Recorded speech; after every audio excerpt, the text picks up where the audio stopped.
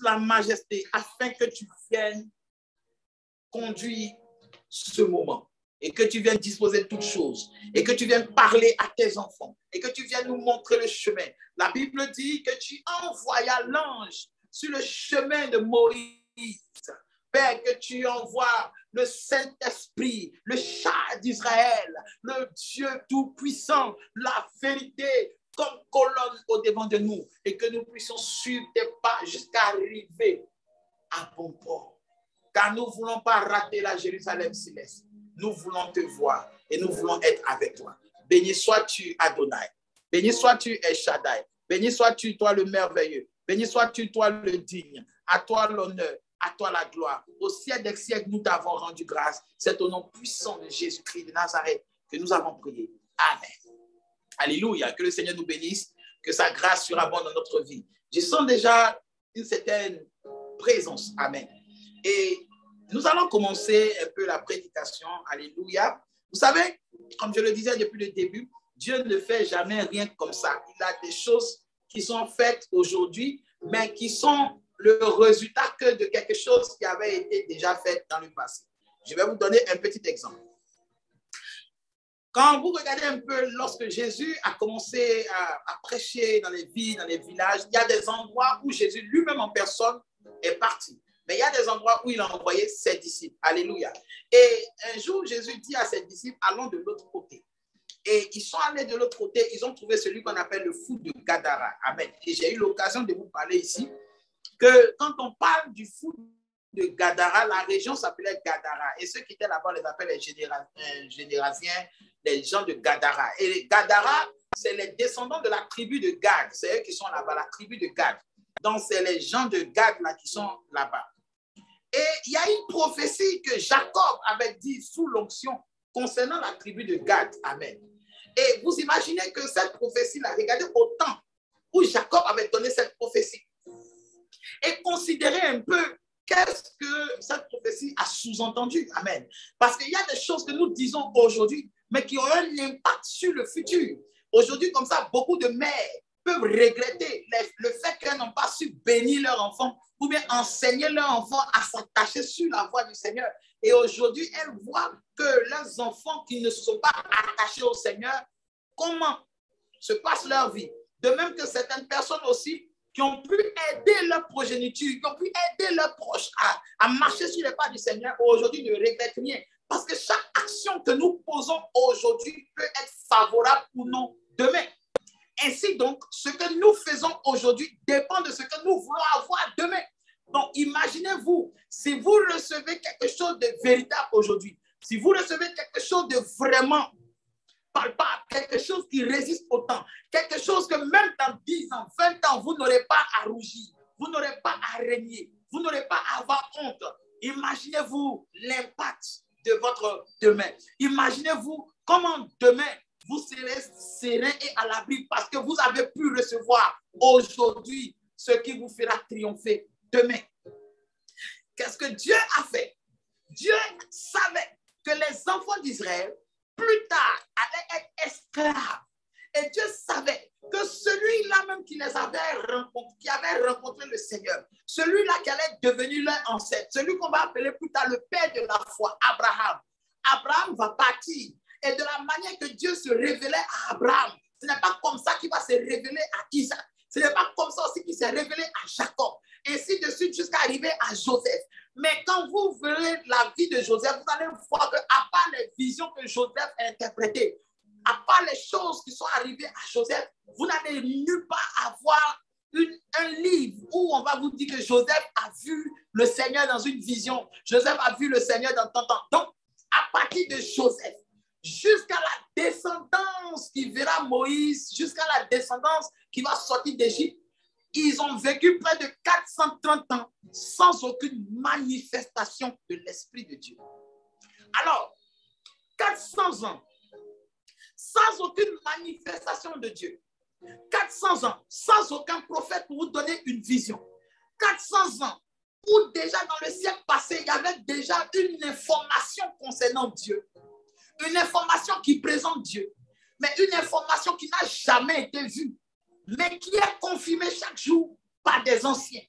Et je vous pose la question. Aujourd'hui, nous sommes amenés à prêcher Jésus. Nous sommes amenés à évangéliser, à convertir les gens.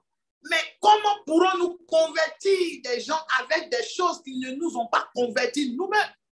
Regardez un peu, à chaque fois des enseignements changent. À chaque fois, on remarque que ce qu'on nous a dit de tel passage biblique n'est pas ce qui est en vérité. Parce qu'en vérité, lorsque vous allez faire des recherches assez approfondies, vous allez voir que même le sens de certains mots ont été troqués.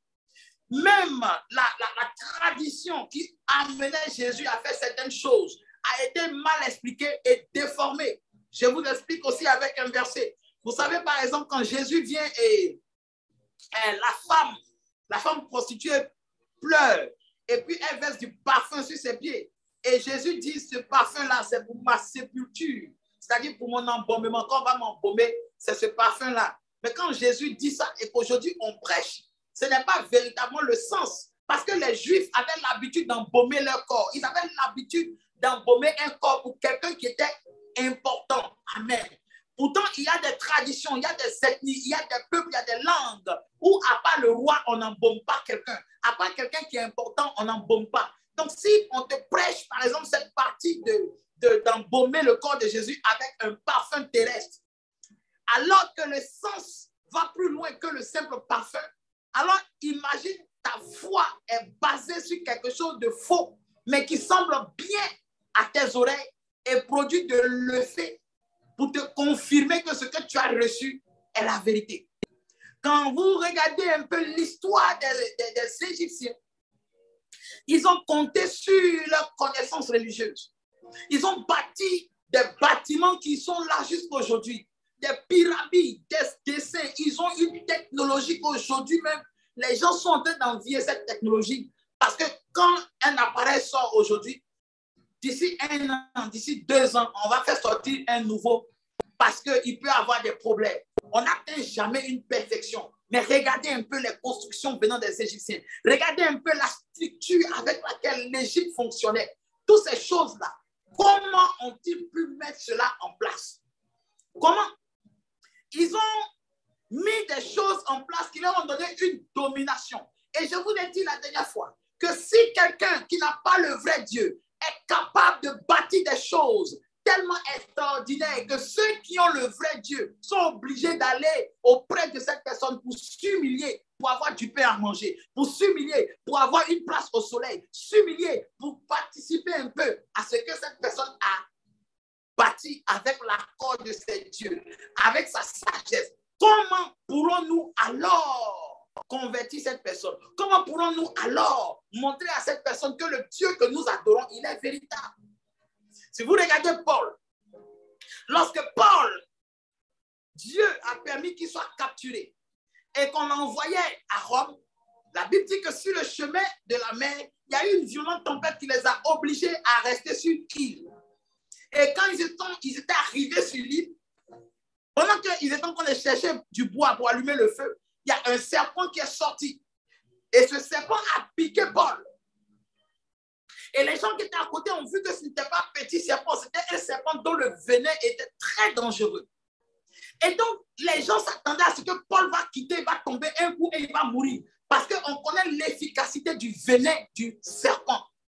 On savait que ce n'est pas une affaire de magie ou de puissance. Une fois que ce serpent-là t'a mordu, là, commence à faire ton testament. Autrement dit, c'était quelque chose qui était exact. Ce n'était pas quelque chose qu'on pouvait dire pour effrayer. Comme aujourd'hui, quelqu'un peut se lever, il va fabriquer une révélation pour t'effrayer, pour t'amener à le suivre, pour croire en lui. Ce n'était pas quelque chose qu'on disait cela pour pouvoir maîtriser Paul. Mais c'était une vérité. Et tout le monde a vu. Et Paul a senti la piqûre. Ce n'était pas une vision. Il a senti la piqûre du serpent.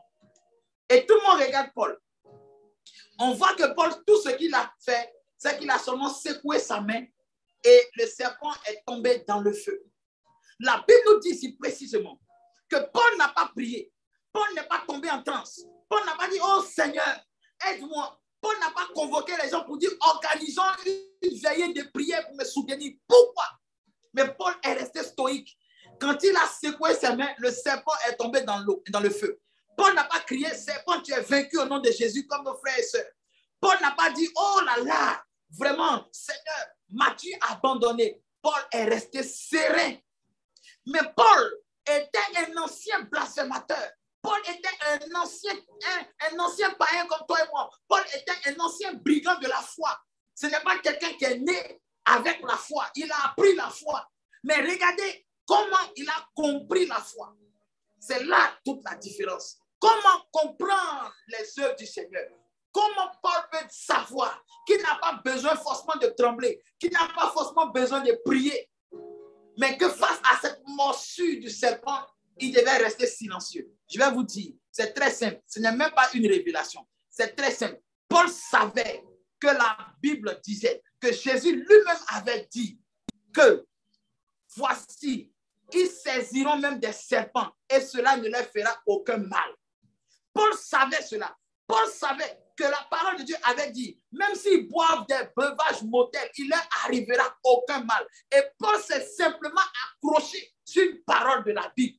Paul n'avait pas besoin qu'une vision vienne confirmer ce qui est écrit. Paul savait que ce qui est écrit est assez valable pour provoquer un déferlement de la puissance de Dieu.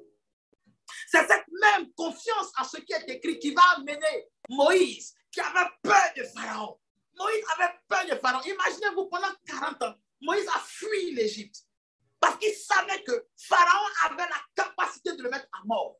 Il savait la différence entre lui et Pharaon. Lui, il avait été élevé dans la même maison que Pharaon, mais il n'était pas comme Pharaon.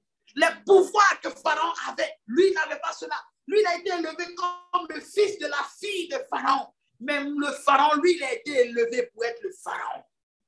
Ensuite, Moïse savait une chose. Il savait qu'il n'était pas accepté des Égyptiens, mais il n'était pas aussi accepté du peuple d'Israël.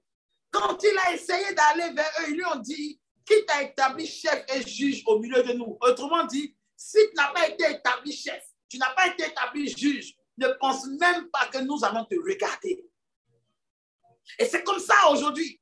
Très souvent, tu ne peux pas parler à quelqu'un qui a une hauteur de la connaissance de Dieu. Il se dit que si tu n'as pas un pouvoir, si tu n'as pas quelque chose, s'il n'y a pas une révélation qui vous différencie, quelque chose qui prouve qu'il doit t'écouter, il ne va pas t'écouter. Alors que la chose même qui te pousse à lui parler, c'est la même chose même qui t'a établi sur lui.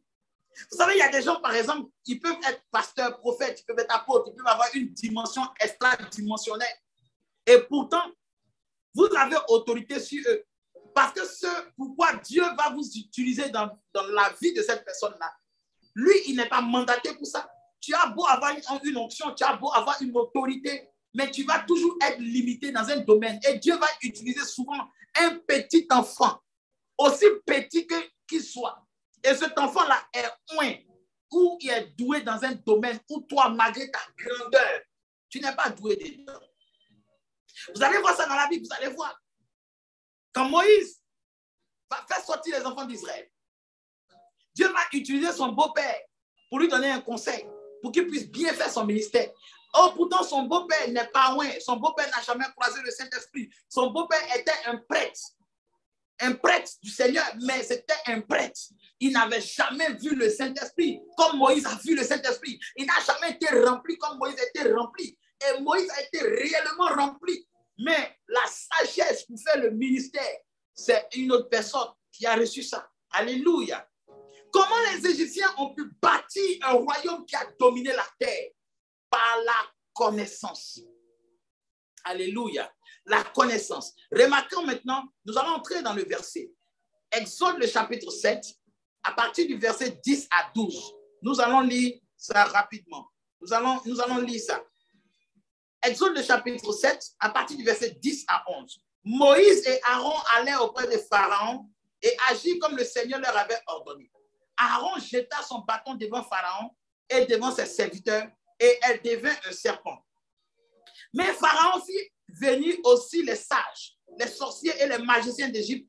Eux aussi firent autant par leur enchantement. Ils jetaient chacun leur verge et elles devinrent des serpents. Mais le bâton d'Aaron engloutit leur verge. Alléluia. Et je vais terminer par ce verset 13 là. Vous allez voir quelque chose. Le cœur de Pharaon s'endurcit et il ne les écouta pas comme le Seigneur avait dit. Amen.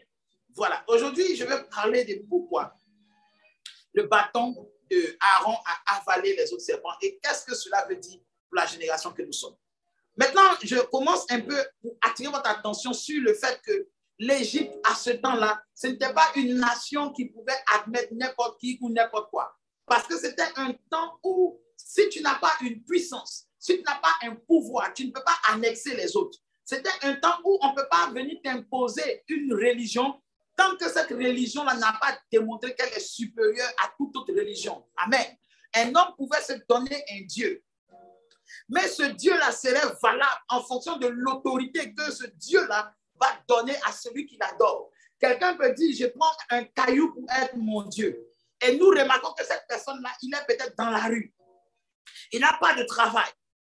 Il n'a aucune situation. Mais depuis qu'il a décidé que le caillou soit son Dieu, on voit que cet homme-là, il commence à posséder des chevaux. Il commence à posséder un champ. Il commence à posséder une richesse. Alors, les gens qui n'ont pas cette richesse-là, ils vont s'approcher de lui et ils vont lui demander quel est ton secret. Alors, il pourra leur dire que mon secret, c'est le Dieu caillou. Et si vous voulez adorer ce Dieu caillou-là, voici ce que vous devez faire. Alors, vous allez voir que ces personnes vont s'intéresser à ça. Parce que quiconque devait être autorisé ou admis comme Dieu, c'était quelqu'un ou une entité qui avait su démontrer qu'elle était vivante. Je veux que vous remarquiez cela. Parce que lorsque Abraham lui-même a quitté la Mésopotamie où il était, le pays qu'on appelle aujourd'hui l'Irak, c'est là-bas que Abraham était. C'est là-bas que ses ancêtres se sont téléportés. Et c'est de là-bas que Dieu lui dit de quitter pour se rendre sur la terre de Canaan. Et quand il arrive à Canaan, il ne trouve pas Canaan vide. Il trouve des gens qui ont bâti une société, un royaume. Et ces gens étaient prospères. Quand Abraham arrive, Abraham ne se mélange pas avec eux parce qu'Abraham n'a pas le même Dieu qu'eux. Quand Abraham arrive, il peut faire le commerce avec eux. Il peut faire certaines choses avec eux. Des choses assez conventionnelles. Par exemple, il peut leur demander un terrain, des choses comme ça. Mais Abraham ne se mélange pas avec eux parce que le Dieu qu'il adore ne se mélange pas avec les autres dieux. Mais Abraham ne trouve pas des gens qui n'ont pas prospéré. Abraham ne trouve pas des gens qui ne savent rien. Ils ont une connaissance de la vie. Ils ont une manière de vivre. Mais la différence qui a amené ces gens-là à respecter le Dieu d'Abraham, c'est que le Dieu d'Abraham lui donnait la supériorité et la victoire sur toutes choses. Remarquez cela bien. Remarquez, 7 rois se sont levés pour faire la guerre à Abraham.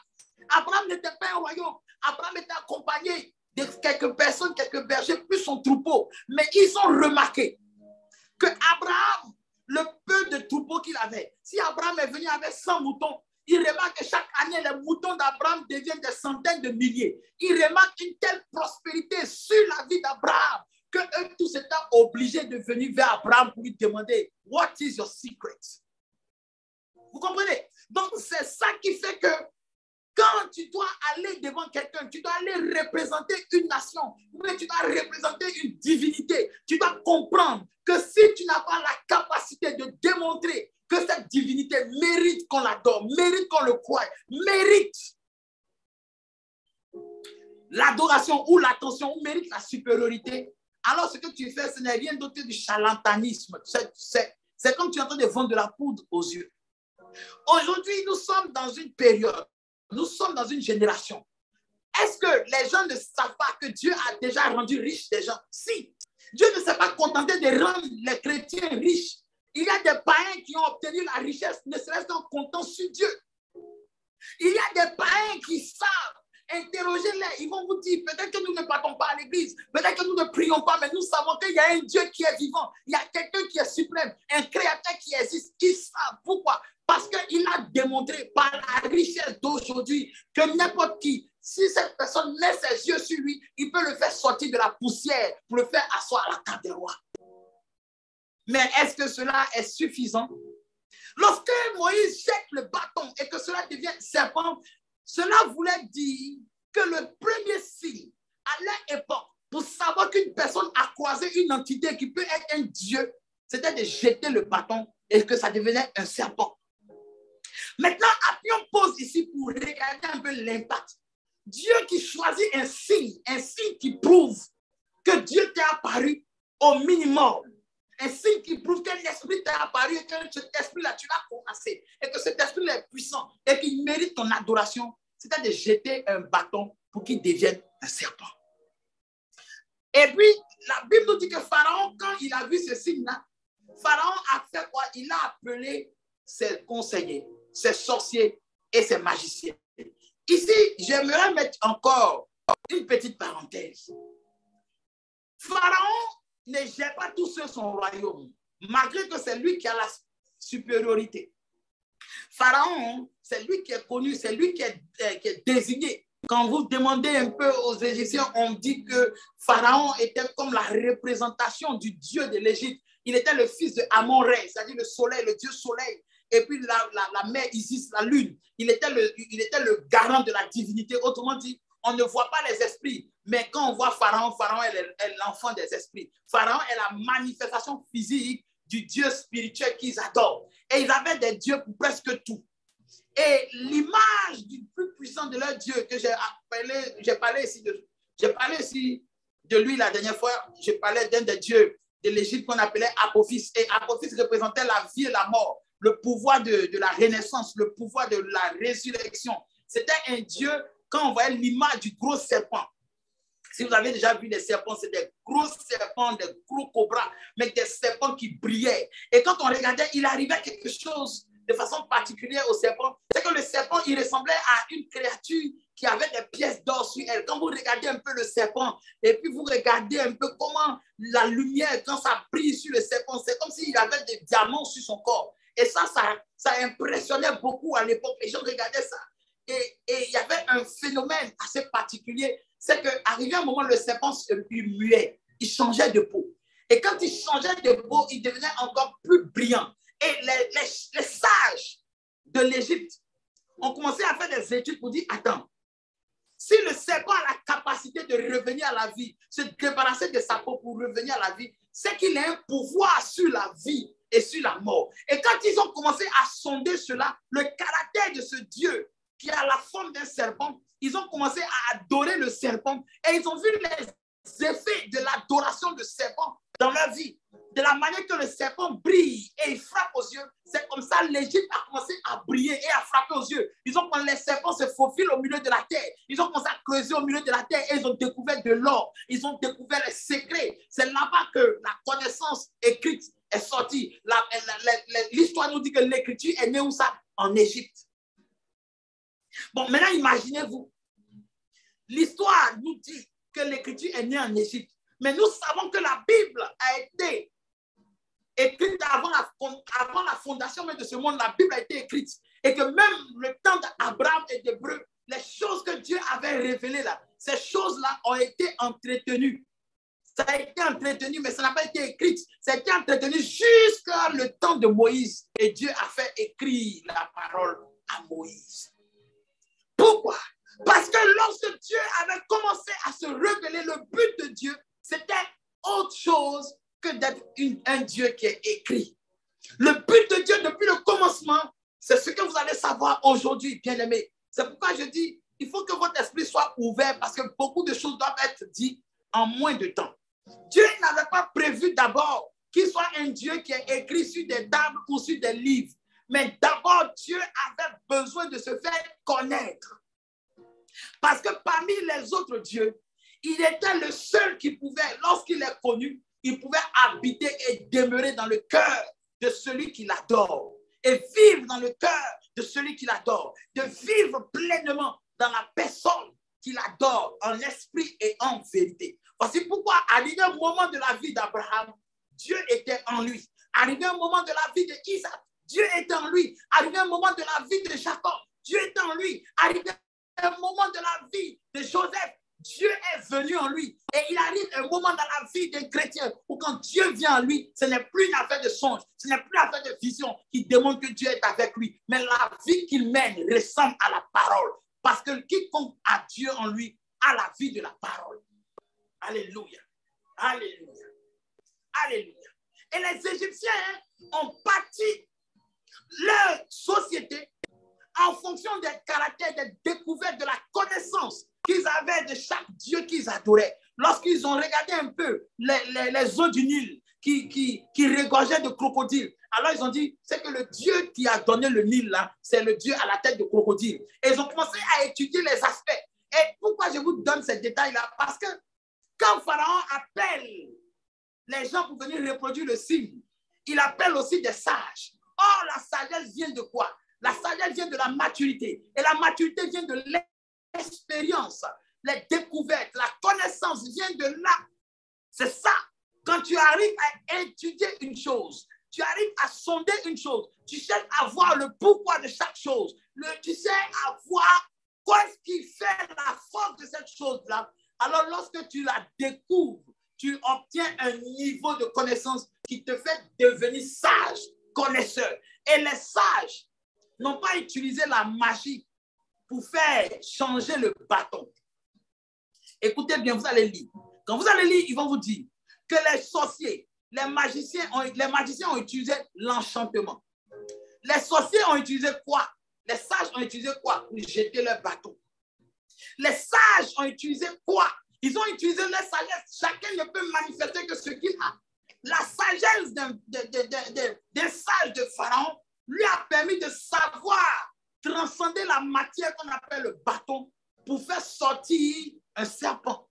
Et le serpent ici fait sortir du serpent dans le bâton. C'était le signe qui prouve que ça vient de Dieu. Aujourd'hui, quel est le signe que les gens produisent ici qui vient de Dieu? Aujourd'hui, quand vous regardez, que ça soit dans l'église, que ça soit dans le monde, quand quelqu'un bâtit quelque chose et que la chose réussit, que la chose a du succès, que la chose prend de l'ampleur, on dit ça vient de Dieu. Quelqu'un peut se lever pour aller arracher la femme de son ami. Et la femme de son ami revient, elle vient dans le foyer d'une autre personne. Elle abandonne son mari et elle vit avec son nouveau mari. Et ils vivent longtemps, ils vivent heureux, ils font des enfants. Les enfants prospèrent, on dit quoi? Ça vient de Dieu. Parce que si ça ne venait pas de Dieu, la femme, en abandonnant son mari, elle allait trouver le malheur. Mais si elle n'a pas trouvé le malheur, ça veut dire ça venait de Dieu. C'est de ça qu'il s'agit, bien aimé. Pourquoi? Parce que tout le monde sait que quelque chose qui réussit, cela vient de Dieu. Pourtant, la Bible dit, il n'y a aucun bien ni mal qui peut arriver sans que le Seigneur n'en soit l'auteur. Ce qui ne veut pas dire que c'est Dieu qui a permis que ça arrive. Ça veut dire que Dieu savait que ça allait arriver. C'est ce que ça veut dire.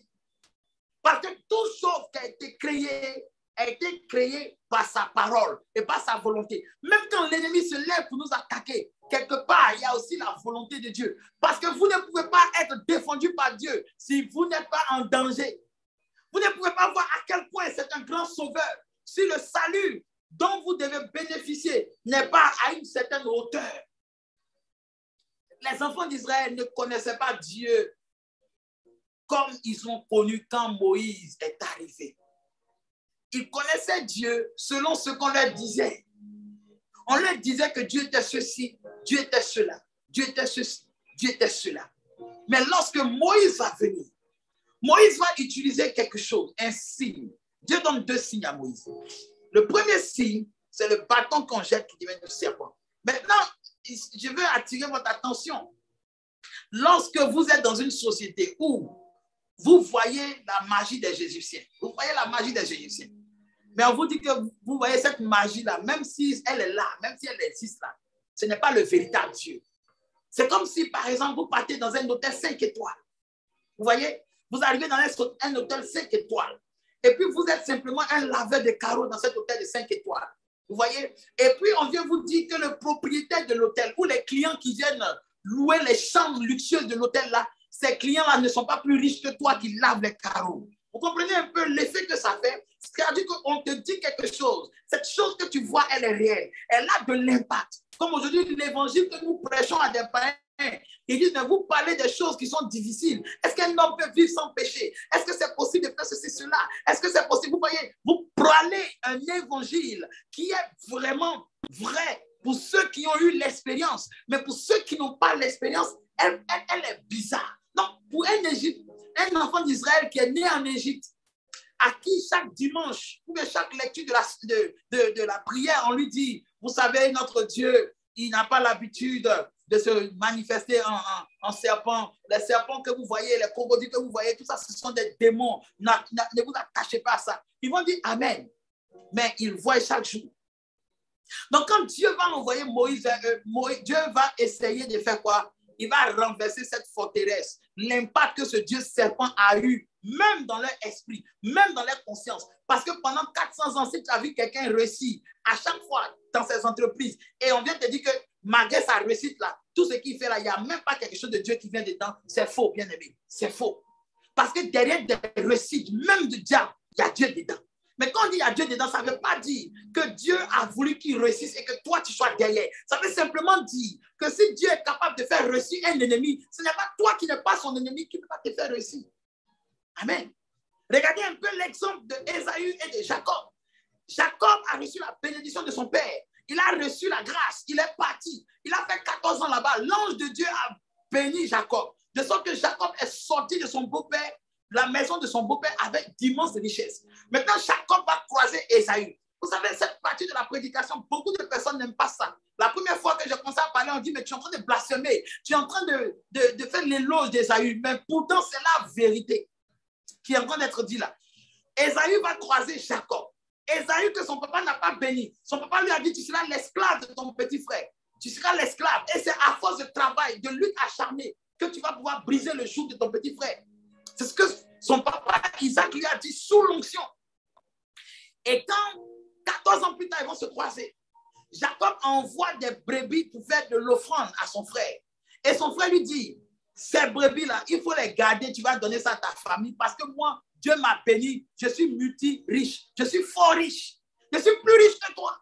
Regardez un peu quelqu'un, la mentalité qu'il a dû avoir. Il ne s'est pas limité à la bénédiction qui lui avait été arrachée. Il ne s'est pas limité aux failles de sa jeunesse. Parce que lorsqu'il était jeune, il ne produisait rien qui amenait Dieu à le bénir.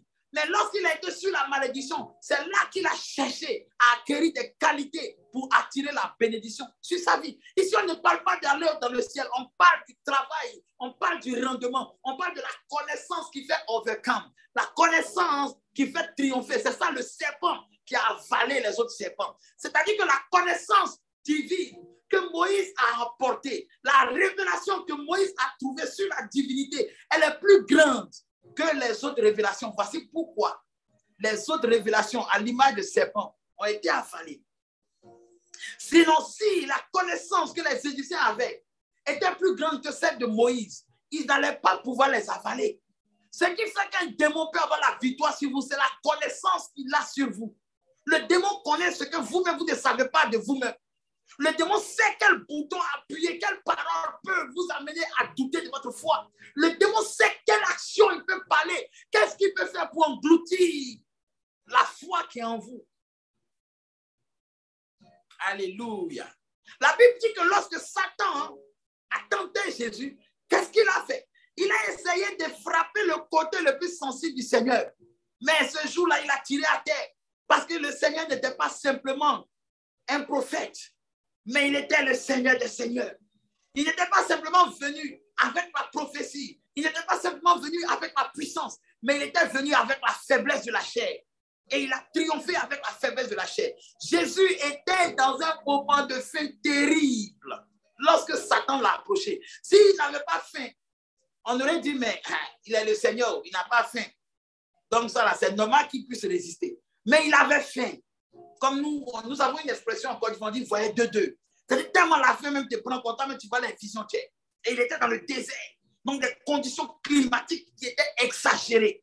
Pourquoi? Parce qu'il devait démontrer que même dans la plus grande des faiblesses, même dans la plus agente des faiblesses, Dieu est capable de fortifier son nom. Dieu est capable de relever la tête de celui qui craint son nom. Dieu est capable de répondre à n'importe quel défi de quiconque l'invoquera, quiconque croira en lui et quiconque s'appuiera sur lui comme son sauveur, son appui, son berger et son bouclier. Et Jésus, dans la faiblesse de sa chair, Satan lui a adressé une parole que peut-être comme ce n'est pas toi, donc ça ne peut pas assez te faire mal. Mais imaginez-vous, il n'y a pas pire insulte que lorsque on te fait douter de ce que tu es. Il n'y a pas pire séduction que ça, je vous dis la vérité. Pensez-vous que si Ève savait qui elle était, elle allait écouter le serpent? Pensez-vous, si Judas savait que dans à peine 10 jours, il il allait recevoir la plus grande onction qui ne s'est jamais manifestée dans la vie de l'humanité. Pensez-vous qu'il allait chercher à trahir Jésus pour 30 pièces d'argent? Il n'avait même pas reçu l'onction. Simplement la puissance et l'autorité d'aller prêcher au nom du Seigneur lui avait fait des miracles. Et s'il recevait le Saint-Esprit maintenant? Pensez-vous que si vous connaissez ce que Dieu pense de vous, ce que Dieu dit de vous, et à quel point les prophéties même que vous avez pu avaler, peut engloutir les prophéties des sages, les prophéties des ouins, les prophéties des méga ouins, des archi ouins et des super ouins. Pensez-vous, si vous saviez aujourd'hui que le bâton qui est devenu le serpent devant Pharaon, aujourd'hui ce n'est plus le bâton, mais c'est vous par la connaissance de la divinité. Vous allez écraser toutes les mauvaises connaissances de la divinité. Est-ce que vous réalisez cet impact? Combien de fois l'erreur est pleine sur la terre? Combien de fois même des prophètes qui sont vraiment des gens qui cherchent le Seigneur peuvent se tromper royalement? On me dit, mais tu sais, c'est un homme de Dieu. Bien aimé, lisons la Bible, prenons la Bible. Vous connaissez celui qu'on appelle Jean-Baptiste. La Bible nous dit que Jean-Baptiste était le plus grand prophète de sa génération. Toutes les femmes qui avaient donné naissance à un homme, Jean-Baptiste était le plus grand. Et pourtant, Jean-Baptiste, qui a prêché pendant plus de 30 ans, Jean-Baptiste a dit quelque chose le jour que le Messie est venu. Jean-Baptiste dit, je ne le connaissais pas. Donc, Jean-Baptiste a eu besoin d'un signe pour connaître Jésus. Pourtant, si on veut regarder les relations humaines, Jean-Baptiste est le fils d'Élisabeth. Élisabeth qui est la cousine de Marie. Et lorsque Jean-Baptiste était encore caillot de sang dans le ventre de sa mère, lorsque Jésus était encore caillot de sang dans le ventre de sa mère, l'esprit a fait tressaillir Jean-Baptiste. Mais où était cet esprit-là quand Jésus est venu? Mais Jean-Baptiste nous dit que quand il a vu Jésus, il ne le connaissait pas. Il n'a pas tressailli, il n'est pas tombé en transe, il n'a pas parlé en langue. Pourquoi? Parce qu'il ne le connaissait pas. Mais le signe qui l'a permis de le connaître, c'était quoi? L'ange lui a dit, il a eu besoin d'une révélation d'un ange. Il a eu besoin d'avoir une rencontre au préalable. Il a eu besoin d'une expérience palpable. Il a eu besoin de quelque chose qui démontre que la divinité est suprême et que ce qu'il reçoit est véritable. Et c'est en fonction de ça qu'il peut aller affronter ou présenter le Dieu de l'humanité. Il a eu cette révélation. L'ange lui a dit, celui sur qui tu verras l'esprit descendre et s'arrêter, c'est celui-là qui est le Seigneur. Celui qui arrête l'esprit. Celui en qui l'esprit peut s'arrêter. Celui sur qui l'esprit peut s'arrêter. Quand Dieu envoie Moïse et Aaron pour se présenter, Pharaon dit, je ne le connais pas. Alors comment Dieu peut se présenter à Pharaon s'il n'utilise pas les choses que Pharaon sait, la définition que Pharaon sait d'un Dieu? Si Dieu ne fait pas ça, comment Pharaon va l'identifier? Je vous ai parlé ici la dernière fois, je vous ai dit que les Pharaons connaissaient le serpent comme étant la puissance suprême. Ils connaissaient ça. Si Dieu veut se définir devant Pharaon, il veut se faire connaître à Pharaon comme étant le Dieu suprême. Et il se présente comme un tigre. Il se présente comme un oiseau. Mais Pharaon va dire, mais écoutez, nous avons plein de ça ici. On a tué ça. Mais où est viande de tigre là? Les restes qu'on a mangé hier. Il va dire ça. Donc souvent Dieu prend l'image. Pas souvent. Dieu prendra toujours souvent l'image. Dieu prendra toujours l'image de ce que vous connaissez d'abord avant d'aller au-delà. Si seulement vous voulez aller au-delà. Avant que Jésus ne va entrer dans l'eau profonde avec Pierre, il a d'abord enseigné à la barque, en bordure de la mer, il a enseigné. Quand il a fini d'enseigner, maintenant il a dit, Pierre, allons en eau profonde. Si Pierre lui disait, Seigneur, je suis fatigué, ce que j'ai entendu là, déjà ça me suffit, je crois que tu es le Seigneur, va en paix, sois béni. Ça s'arrêtait là. Parce que Dieu ne forcera jamais quelqu'un à le connaître. Dieu ne viendra jamais vous serrer le cou pour dire, ma fille, ouvre ma Bible, ouvre ma Bible. Non, il ne le fera pas parce qu'il n'est pas un louba, il n'est pas un esprit de violence. Il est un esprit de puissance, mais pas un esprit de violence. C'est vous qui devez savoir le prix à payer pour le connaître. Parce que Dieu voulait se faire connaître à Pharaon. Dieu se fait connaître à Abraham. Dieu a laissé des traces de sa connaissance dans l'esprit des enfants d'Israël et qu'il perpétuait chaque fois. Mais Dieu devait maintenant se faire connaître à Pharaon. Pourquoi? Oh, j'espère que ça, je ne vais pas vous le dire aujourd'hui. Oui, parce que ça m'a chamboulé quand j'ai entendu cette prédication dans mon esprit, que Dieu voulait se faire connaître à Pharaon. Eh oui, Dieu voulait que Pharaon le connaisse. Quand Dieu a donné les 2 signes à Moïse, il dit, tu vas présenter ces signes à Pharaon et tu vas présenter ces signes aux enfants d'Israël. Si vous voulez connaître la réponse, vous allez aller dans l'histoire de Jésus. Quand Jésus croise la femme, il y a une femme syro-phénicienne que Jésus croise. Sa fille est tourmentée par les démons. Et cette femme crie à Jésus. Et Jésus ne regarde pas. Et elle crie encore. Et les disciples disent, mais maître, si tu ne vas pas t'occuper de cette femme-là, demande-la de partir. Et Jésus va dire, femme, il n'est pas bon de prendre le pain des enfants pour le jeter au petit chien. Bien-aimé, bien-aimé, bien-aimé, imaginez-vous simplement comment quelqu'un peut être grand dans ce monde malgré qu'il ne connaît pas le Seigneur. Comment quelqu'un peut atteindre des sommets, ne serait-ce qu'avec la sagesse des hommes, en ayant des hommes pour le conseiller, en ayant même des sorciers pour l'amener à entrer en contact avec des êtres surnaturels, mais qui n'ont pas la puissance de la divinité, en utilisant même la magie pour acquérir des choses. Comment cet homme peut atteindre une puissance et que malgré cette puissance, Dieu n'est pas obligé de se révéler à lui. Dieu n'est pas obligé même de composer avec lui. Cela ne l'empêche pas quand même d'avoir des choses sur la terre, mais Dieu ne peut pas composer avec lui. Par contre, toi et moi qui n'avons ni or, ni argent, ni gloire dans ce monde, ni intelligence, ni magicien, ni sorcier, ni même quelqu'un pour nous considérer, nous donner de la valeur. Et pourtant, ce Dieu-là désire se révéler à nous pour que nous partions le révéler. Quelle grandeur, quelle puissance, quelle dimension, quelle autorité. Aujourd'hui, nous parlons des gens de la Bible dont leurs fortunes n'ont pas été égalées. Et pourtant, ces personnes-là ne sont pas quittées au ciel pour tomber. Ces personnes, la différence, c'est qu'ils ont croisé le Dieu qui est propriétaire de l'or et de l'argent. Le Dieu qui a l'intelligence et qui donne l'intelligence. Le Dieu qui a la sagesse. Le Dieu dont la puissance est plus grande que celle de la magie, est plus grande que celle de la sorcellerie. Mais si nous disons que nous avons ce Dieu-là et la sorcellerie arrive à nous vaincre, la magie arrive à nous vaincre, l'expérience, la sagesse des gens réussit à arranger leur vie que nous-mêmes notre vie, alors there is something wrong. There is something wrong somewhere, bien-aimé. La parole est vraie. La parole est vraie. La parole est vraie. Pharaon a appelé ces gens, il dit, venez. Moïse a eu un signe, il pense que c'est le signe-là. Donc, c'est un vrai signe qui vient de Dieu, mais pas n'importe quel Dieu, pour que nous allons l'adorer. Il a le signe qui présente un Dieu, mais c'est un Dieu qu'on ne connaît pas. Venez, vous allez nous montrer le Dieu que nous connaissons. Et les dieux qu'ils connaissent ont démontré la même chose. Mais la différence est au niveau de la connaissance de la divinité. Aujourd'hui, ce qui va faire fuir un démon de toi, ce qui va faire reculer les œufs des ténèbres, c'est la connaissance véritable de la divinité. Qu'est-ce que tu connais du Dieu réel que tu adores? Parce qu'il y a une connaissance de la divinité qui supplante les autres connaissances. Regardez un peu ce que Jérémie va dire à un prophète. Jérémie prophétise que les enfants d'Israël vont être emmenés en captivité à Babylone d'ici 70 ans.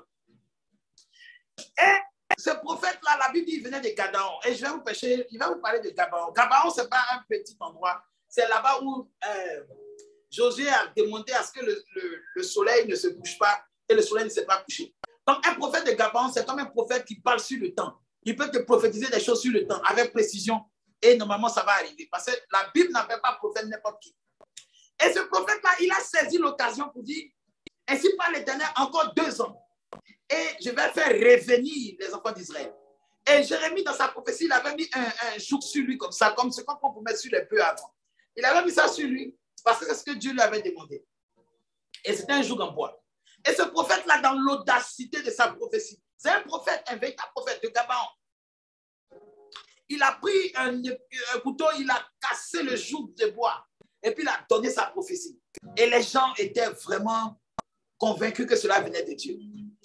Et Jérémie, même sur place, il n'a pas parlé, il est sorti. Pourquoi?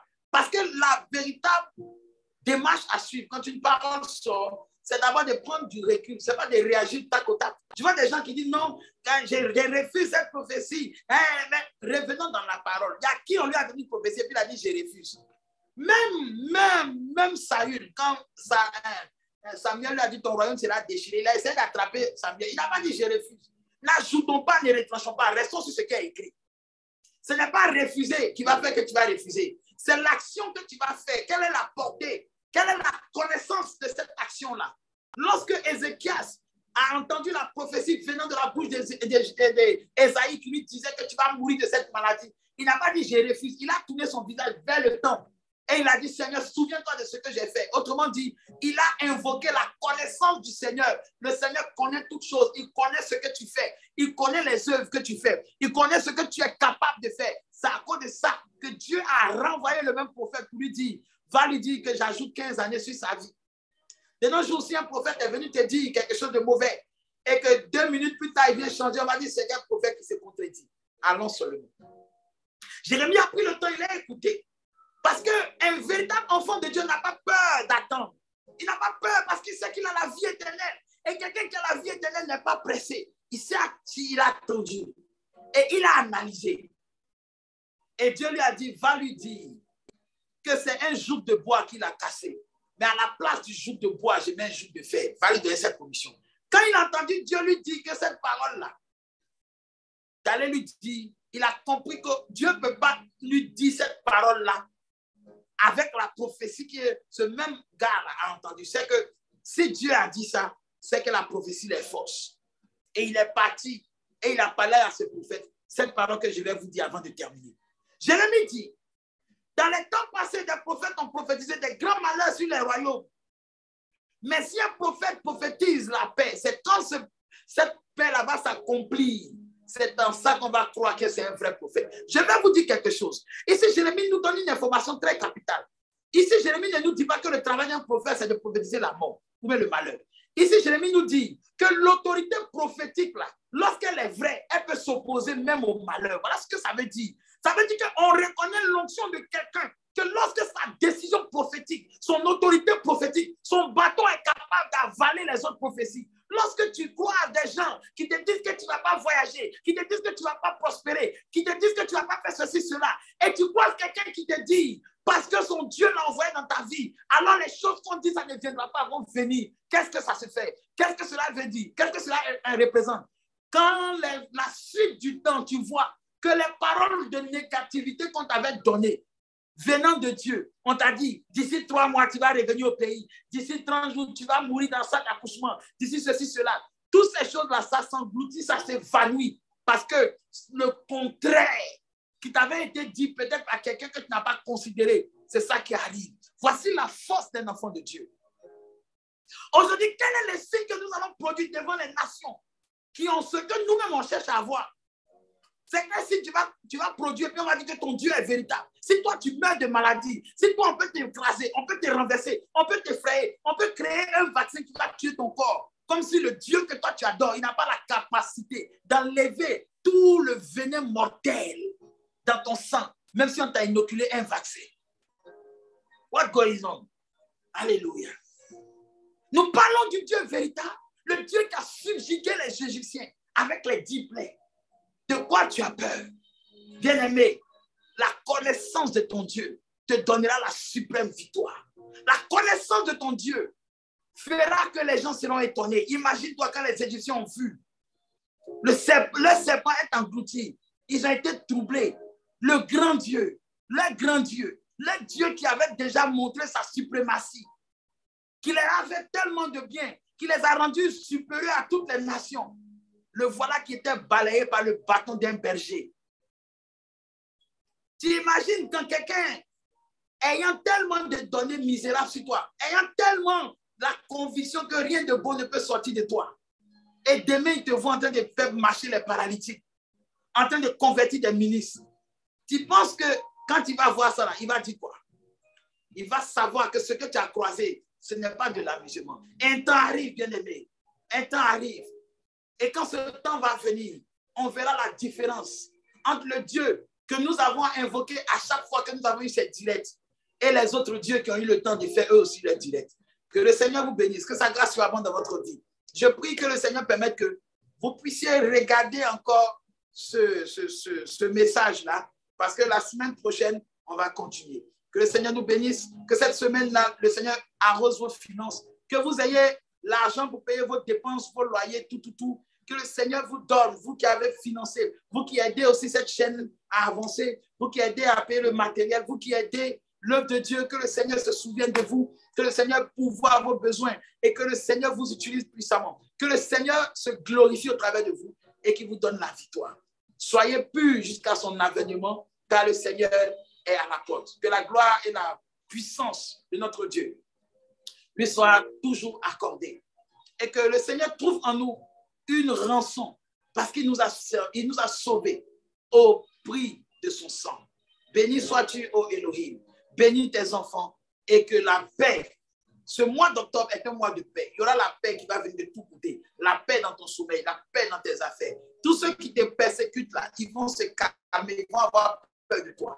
Le Seigneur va envoyer un ange dans le camp de tes adversaires, ils vont avoir peur de toi. Et tu vas récolter des grands fruits. Que le Seigneur nous bénisse, que sa paix soit dans votre vie. Shalom, shalom, je vous aime. Bonne semaine, bonne semaine, bonne semaine.